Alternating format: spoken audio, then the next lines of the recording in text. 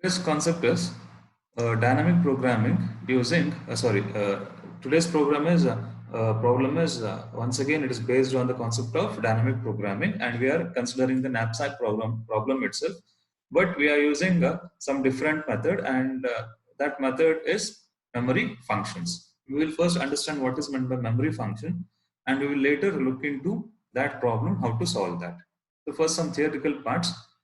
Dynamic programming deals with problems whose solutions satisfy a recurrence relation with overlapping subproblems. So this is the important statement that that gives the complete information about what is dynamic programming. So it deals with problems whose solutions satisfy a recurrence relation. Recurrence relation means if we are performing the same operations again and again. So that is called as recurrence with overlapping subproblems. So while that recurrence relations, or while that problem is solved again for the smaller subproblems again and again, there is a chance that the same subproblem can be repeated once again.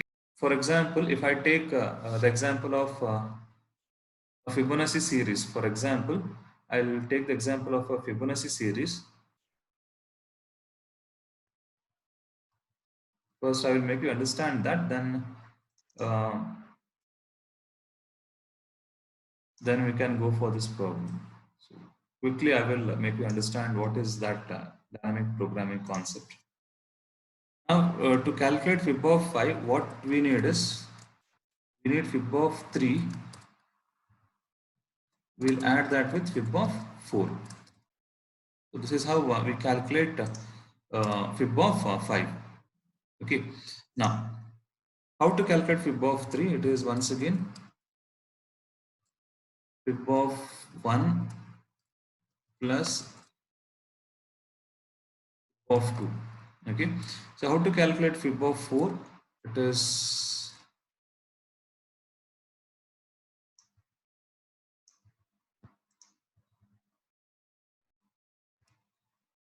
fib of 2 plus fib of 3. So like this, this is a simple example that will make you understand this. So once again, fib of 0 means it is, fib of 1 is, fib of 1 is the final value. We know the value of fib of 1. It is 1 directly. So fib of 2 means, once again, we can split this. Fib of 2 can be split into fib of 0 plus fib of 1. Okay. So once again, here there is a fib of 2. This can be split into fib of 2, fib of 0 plus fib of 2, fib of 1. If I go on continuing these steps, I will get a tree structure like this. So where you can see some of the observations here. Fib of 2, observe this. What is this? This is a recursive function. It is a recursive function. Every time the recursive function is called, we decrement the value. That means if this is fib of n, this is fib of n minus 2, this is fib of n minus 1. So we call the same recursive function by making the recursive call like fib of n minus 1 plus fib of n minus 2 plus fib of n minus 1. Like this, the recursive function is called. Okay. Now this is what that function tells. That statement tells, sorry. Dynamic programming deals with problems whose solutions satisfy a recurrence relation with overlapping subproblems. So what is meant by this overlapping subproblems means, fib of 2 is calculated in the left subtree. Okay, along, if you look at the right subtree, there is one more instance of fib of 2. Once again, it is trying to calculate the fib of 2 by making call for fib of 0 and 1. So likewise, if the number is very large, think that you want to calculate fib of 50, then it will be a very big tree, and in that big tree, this fib of 2, for example, will be calculated many number of times. We call it as overlapping subproblems, because once the fib of 2 is calculated, okay, but once again, when it comes to the other function call, once again the same method is called and the same calculation happens once again. Okay, to overcome this sort of problem, what we do in dynamic programming is, in dynamic programming, we usually store the result of the subproblem in tables. So that is what we saw in all the problems in dynamic programming. In all the dynamic programming, we have table to store the results. Whenever we compute something, we store the result in the table. Okay, for example, think that fib of 2 is stored in the table. And once again, if fib of 2 is encountered, so what dynamic programming does is, dynamic programming doesn't uh, compute it once again. It will fetch the result from the table, so that most of the time is saved. So that is what is called as dynamic programming. Now, the direct top-down approach solves common subproblems more than once and hence is inefficient. So this is the top-down approach. This is the top-down approach that we saw. So what this does is it will compute the same subproblem more than once. So this one and this one both are same subproblems, but both are calculated more than once. The classic dynamic programming approach works bottom up. It fills a table. It fills a table to all smaller problems, but each of them is solved only once. So this is one is top-down approach. The other one is dynamic programming. So what happens in dynamic programming concept is, in dynamic programming, if I take for example, if I take yesterday's problem. In yesterday's problem, we have filled this table. We have to fill, we start from 1 first row. We start filling all the columns of the first row. Then we fill all the columns of the second row. Then we fill all the columns of the third row. What is meant by filling all the cells of this matrix? That means what? We are finding solutions for all the sub-problems. Sub-problem with 1 and 1. I is 1, J is 1. That means with item 1, knapsack capacity 1. Okay, with item 2, knapsack capacity 2. For all the subproblems, we find the solution, and finally we go to the final solution. Okay, now what is the drawback in that? The drawback in that is it fills a table to all subproblems, but each of them is solved only once. But in this, all the subproblems are solved only once. There is no overlapping in dynamic programming because it is the values are stored in the table, and whenever required, we fetch the values from the table itself. One thing, one notifiable point is that solutions to some of these subproblems are not often necessary for getting a solution. So that means all the results from the table is not necessary for the solution. If you observe yesterday's problem, we got this 37. How we got this 37 is 5 minus 2. 5 minus 2 is 3. So this we have considered. Just please make a note on this. 22 is considered, 32 is considered, and 15 is considered. Okay, now what we are doing is we are comparing whether 32 is maximum or 22 plus 15 is maximum, and we finally consider that 15 plus 22 is maximum and 37 is the result. Okay, now we have got this result. To get this result, we have considered this 32, we have considered this 22. Okay, now then what is the use of these values? In the last row, 10, 15, 25 and 30 are there. Is there any use or is there any contribution of these values for the solution 37? Or else, we have 30 here, we have 12 here, and we have 10 here. 10, 12 and 30. Is there any contribution of these 10, 12 and 30 in getting this 37? Obviously, there is no contribution of this because 37, for getting 37, we only need this cell, the value of this cell. So similarly, to get 32, we don't need any of these values. We don't need 10 or 12 or 30, or we don't need all the values from the above row. Some values are needed. So that is what that point is. We don't need all the values. One notifiable point is that solution to some of these subproblems are often not necessary for getting a solution for a given problem. It is not necessary to calculate all the cell values. So then what to do?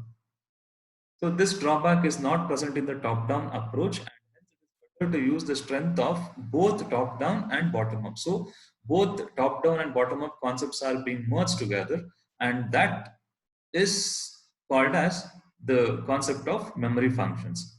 Okay, the goal is to get the method that solves only sub-problems which are necessary and does it only once. So two things are satisfied here. Only those sub-problems which are necessary are calculated, and one more thing is the sub-problem is calculated only once. So two things are satisfied by using memory functions. So let us see how to do this.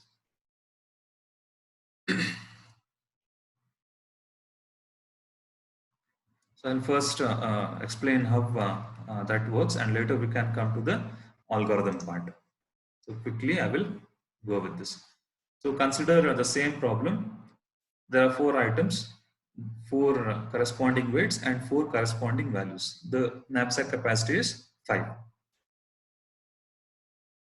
Initial things, you are supposed to take a matrix, a 2-dimensional matrix from 0 to n rows and from 0 to w columns. So it is same as that of the previous one. And all the elements of 0, row number 0 is set to 0, and all the elements of column number 0 is set to 0. And all the rest of the values are initialized with null values. So algorithm tells that we have to initialize with null values, and we can take any null value, and here we have considered -1. -1 is considered as the null value. Now what we should do is, we should start, this is a recursive function. Okay, parallelly we will look at the algorithm. This is a recursive function mf knapsack I comma j, where I is the total number of items and j is the total number of knapsack capacity. That means total capacity. It is nothing but n comma w. We have to make a call for this function by passing n and w. So what is the input? Input is I, indicates the number of first items being considered, and non-negative integer j indicates the knapsack capacity. Output, the value of the optimal feasible subset of the first I items. So that we know. So what we should do? There is an array called as weights from 1 to n. There is an array called as values, which stores the values, and there is a matrix called as V. That matrix name is V, and whose entries are initialized with -1, except for row 0 and column 0 initialized with zeros. So that is what I told just now. So there is a if condition. If V of ij is less than 0, V of ij. Now what I told is this function has to be called. Look at this function, this last point. The function is called with I is equal to n and j is equal to w. What is n? N is 4, and what is w? W is 5. So that means we are passing 4 and 5 in the first call itself. The first call we are passing 4 and 5. I gets the value of 4, j gets the value of 5. I gets the value of n and j gets the value of 5. W, that is 5. Now check if V of ij is less than 0. What is V of ij? V of ij is from this diagram. V of ij is this 4 comma 5 is V of ij in the first step. So now what we are doing in this method is we start from the last cell. That is the result cell is the first call that is made. Okay? Now, so whether it is less than 0, yes, it is lesser than 0. If it is lesser than 0, so then it enters the if condition. Now check the weights. If j is less than weights of I, if j is lesser than weights of I, whether j, what is j? J is 5. Whether j is lesser than weights of I, so j is bigger, weight is smaller. So in the yesterday's class we learned that we have to calculate j minus wy. J minus wy, if it is positive, that means if it is greater than or equal to 0, then we have to consider maximum of 2 values, isn't it? So for that purpose itself we are checking this, whether j is lesser than weights. If j is lesser than weight, then it becomes a negative value. Now j is greater. If you subtract this wy, it gives a positive value. If it is a positive value, that means that if j is lesser than weights, it means that you are supposed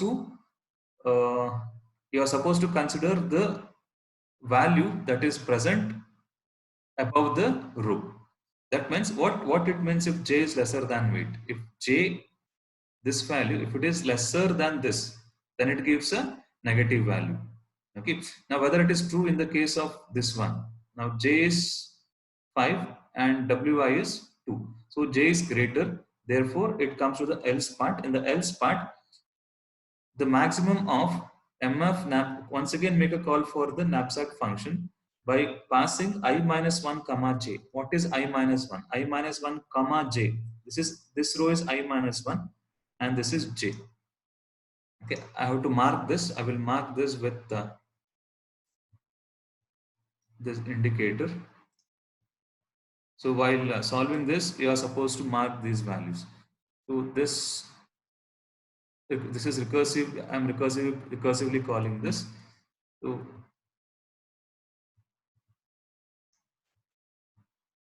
So for calculating this location, we need this location as well as this location. So that is what it tells. So one thing is the maximum of this. So this one we have to consider, and one more, comma, values of I plus knapsack of I minus 1, that is the previous row, j minus wi, weights of I. I minus 1 is the same row. We are considering this now. J minus wi. J is 5, w is 2. W is 2. So that means it is 5 minus 2 is 3. That means we have to consider these two values.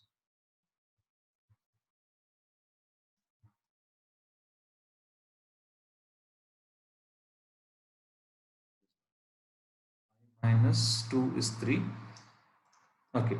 So for calculating this value, we need the result of this as well as the result of this. So how we got that? We got that by using that recursive function. Now once again, when the recursive function is at this point, once again it calculates what it needs in the previous step. So you can refer this. So it checks whether the value of j is lesser than value of wi. So 5 is greater than 3. Therefore, once again, you have to consider two values. One is the value above that.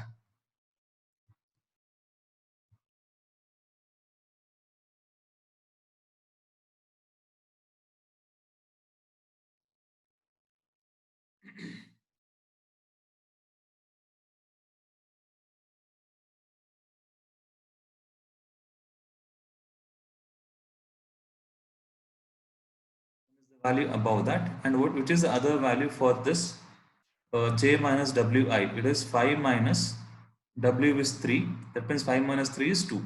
For calculating this value, you need this one and this one.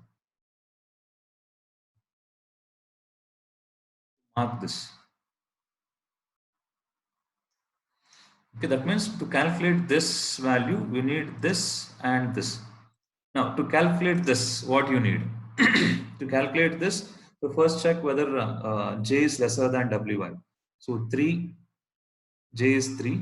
What is w? W is also 3. It is not lesser, it is greater than or equal to. Therefore, once again, above value is considered. This value is above value. And which is the other one? It is j minus wi. 3 minus 3 is 0. That means you should consider even this one.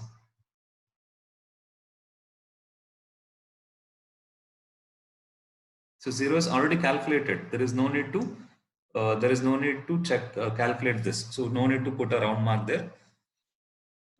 That means for calculation of this value, we need this value as well as 0. Okay. Now go to the previous one. That is second row. Now there are three values. You have to calculate three values. So I'll start from the last one. To calculate this, what you need? So once again, j is greater than wi. Okay. So that means you are supposed to consider two values. You have to take maximum of two. One value above this, and which is the other one? J minus wi. 5 minus 1, that is 4. That is this one. This value you are supposed to consider. So these two. Calculate this 1 comma 5. You need this value and this value. Okay. Next, to calculate this, what you need? So check j and wi. J is 3, w is 1. Once again, j is greater. That means you have to consider the value above this, and one more value is j minus wi. 3 minus 1, that is 2.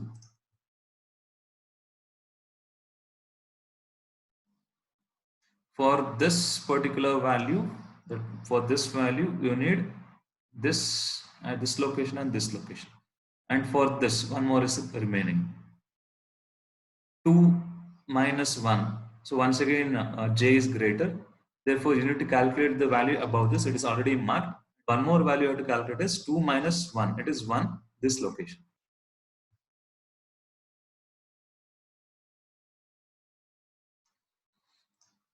Okay. That means, okay, now once again, check this. There are, we have to calculate all the values in the row number 1.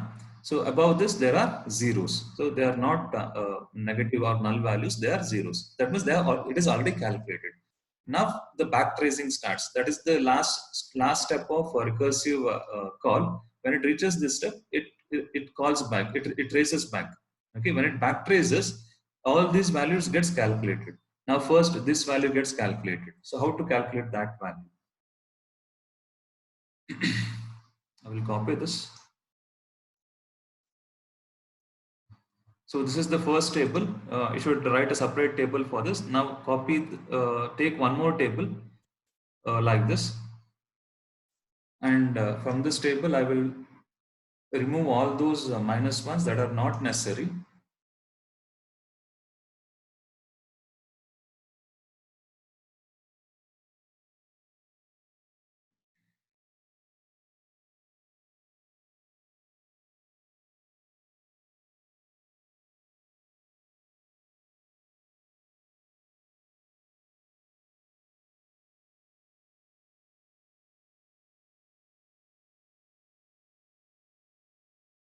Same thing I have rewritten in the below table.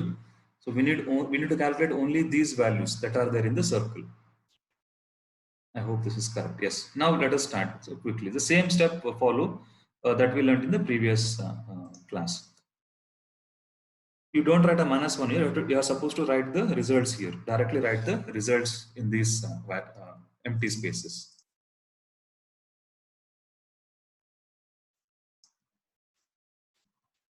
Now this one. So how to calculate this? J minus Wy is negative. 1 minus 2 is negative. Therefore, whatever that is above, you write it as it is. Here, 2 minus 2 is 0. Therefore, you are considering this.